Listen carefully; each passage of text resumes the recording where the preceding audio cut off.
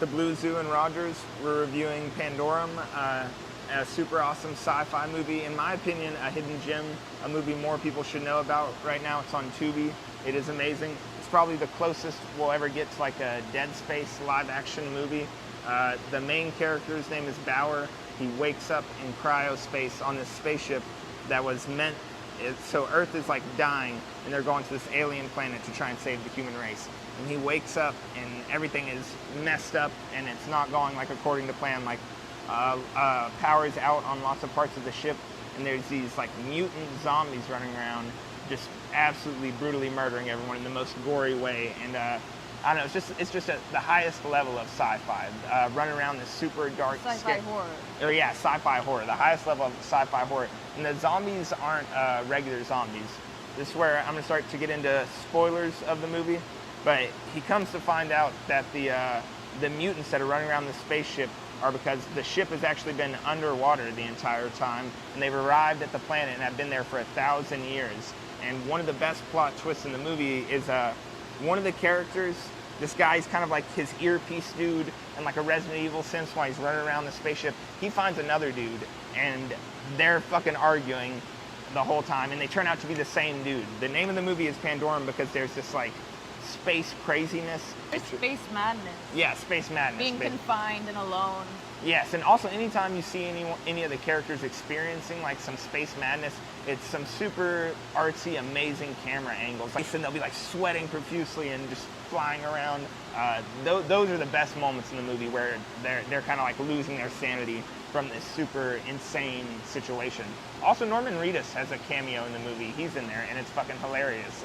So I was getting at, yeah, so the ship was underwater for 1,000 years, and he had tortured a bunch of people and done a bunch of fuck shit from the command center, and then ended up putting himself back into cryo sleep. And so because there was thousands of people out of their cryopods, over 1,000 years of being in this underwater spaceship, basically, that had, because the cryo, I think they say it's because the cryo stuff in their blood, it makes them evolve quicker. And so the zombie things in the movie aren't actually zombies. They're like humans that have evolved to be in this fucking moist underwater fucking spaceship. They've like adapted to this space. It's like a cave almost. Yes, exactly. But like their society has completely devolved because the resources diminished, and they started killing each other and like inbreeding and stuff. Yes, and cannibalism and stuff. They have a very, lots of cannibalism, going fucking crazy. Yes, they have a very like tribal zombie vibe to them, and they also, the character design is super amazing. It's nothing but practical effects.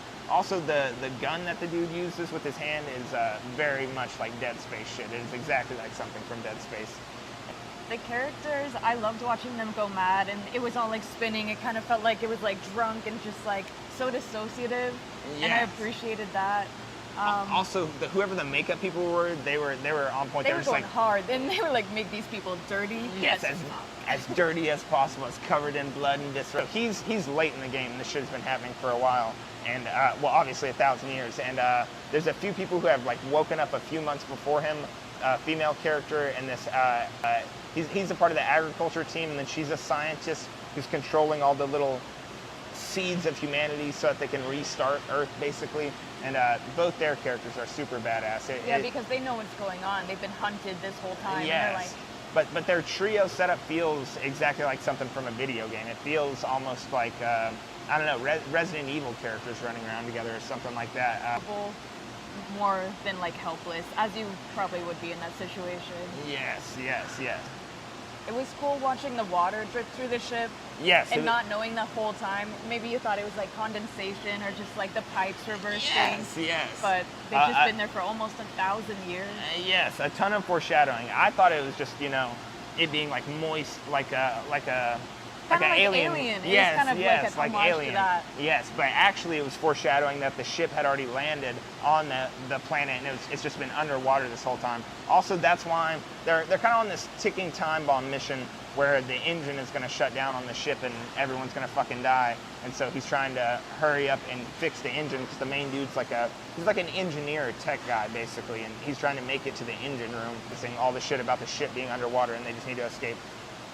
I liked that the escape was actually exactly what they were all afraid of. They were afraid of like the Pandorum madness And the story they were told was all of the escape pods going out into space, and that was actually what saved them. Yes. Okay, yeah. So They just did not know that they were underwater, and it panned out, and they were just like right next to the shore. They almost landed on Earth. Yes. When they really all could have escaped very easily if they just did the thing that they were most afraid to happen. Honestly, super ironic, super amazing writing. And it reminded me of The Descent. Is the monsters had adapted to the space so well, and they were just hunting them. Yes. It is such a good play on zombies, and so and being unique. so confined, and it was claustrophobic. Yes, the set design is insane. At one point, he's like crawling through like this ventilation thing, and then he realizes he thought he was like going forward, but he's actually upside down, then falls right on his face, and then he's in this like tiny like little shoe locker that he pops out of the wall. At one point, they almost get cannibalized by this guy They get strung up. They get strung upside down and are about to get cooked, and he tells the lineage of the shit that's been happening over the thousands of years, and it's like carved on these walls, and the artwork on the walls is just so fucking creepy looking. I mean, that was S tier. It reminds me of From. Yes, very much like From, if you've seen From. But I feel like they could make a sequel of the movie just in a time period before the dude woke up. There's so much potential there, but also it's perfect as it is. I watched it as a kid and remembered how amazing it was, but it honestly was even better than I remember. It unravels so slowly. It's like so exciting to learn with the characters, and you're just like scared with them. Yes. The mystery of it is the best part. Like the way it's slowly unraveled with these super intense monsters running around the whole time. Definitely amazing. Not to glaze the movie too hard.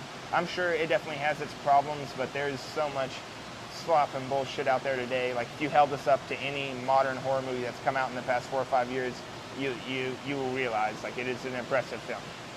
You can go watch it on Tubi.